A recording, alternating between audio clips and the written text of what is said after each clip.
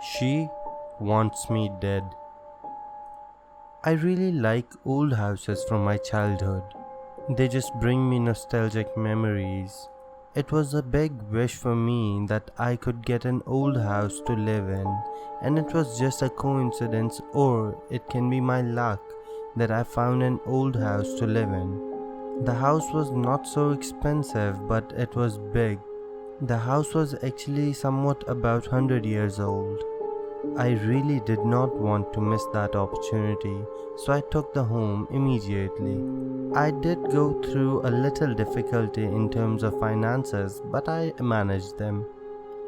It was kind of a dream house for me after all. I was so excited on the first night that I saw the whole house on the first day.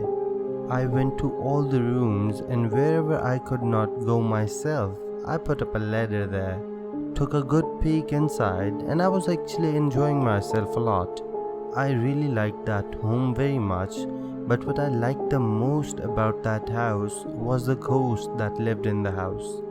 I know, it sounds really weird whenever you listen to such an idea, but when I saw her for the first time, she looked so innocent, and she only appeared for a few moments though and disappeared later, but those few moments were the best ones for me. I just appreciate the creation of God. This happened for 3 or 4 times that day. After thinking a lot about that, I finally decided that I will not leave that house, and I decided consciously to stay in that house. I just thought to myself that the innocent ghost won't hurt me.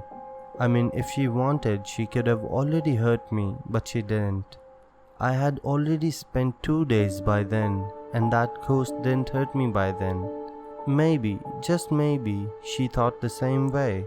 It was a different kind of an experience for me that she always suddenly appeared to me, sometimes on the wardrobe, sometimes behind a door, but I never noticed that much. Then a few days passed by, and I woke up one day and I saw a cup of milk on my table. Now I lived alone, and this thing was very shocking for me, as nothing like that had happened before. I'm very much certain about the fact that I did not put that milk there, even though I do like to drink milk, but I did not drink that milk that day.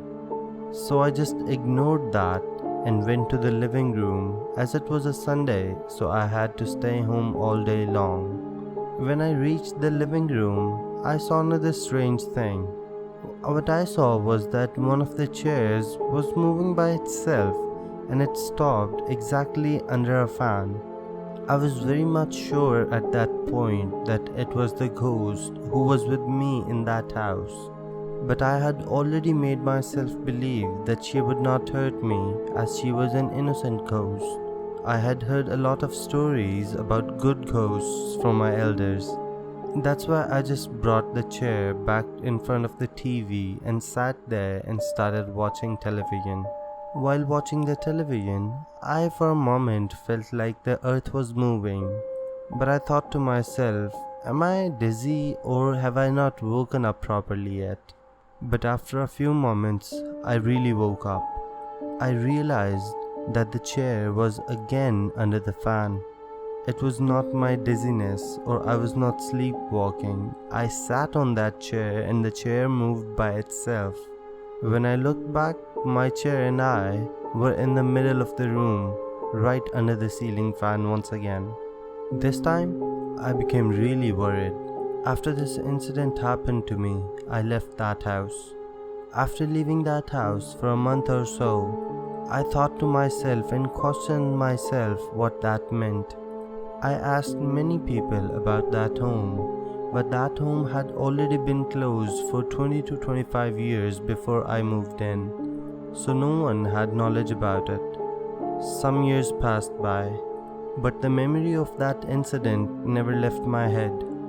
On one regular evening, I met one of my very old friends. She knew a lot about that home, and she told me that that home was of a widow who had killed her child. She did so by mixing poison in his glass of milk. And on the very same day, she hung herself to that fan in the living room and she committed suicide.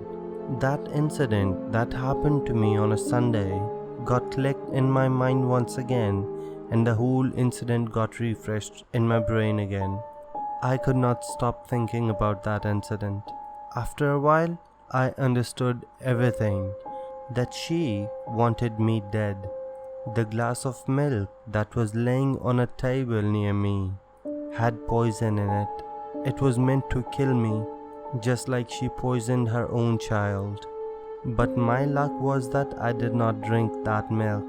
And when that did not work on me, and I went to the living room, so she tried to kill me under the fan, just like she killed herself. I was really lucky that after everything happened to me that day, I was able to run out of that house safely. Another strange yet very creepy thing was what my friend told me.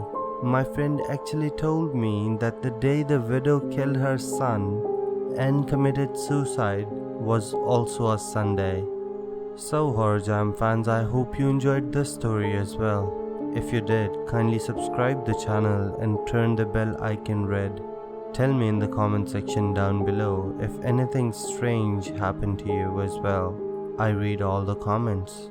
You can also email me your story at the email address given in the description box below. I might even make a video about your story, letting the whole world know about it if the story is interesting.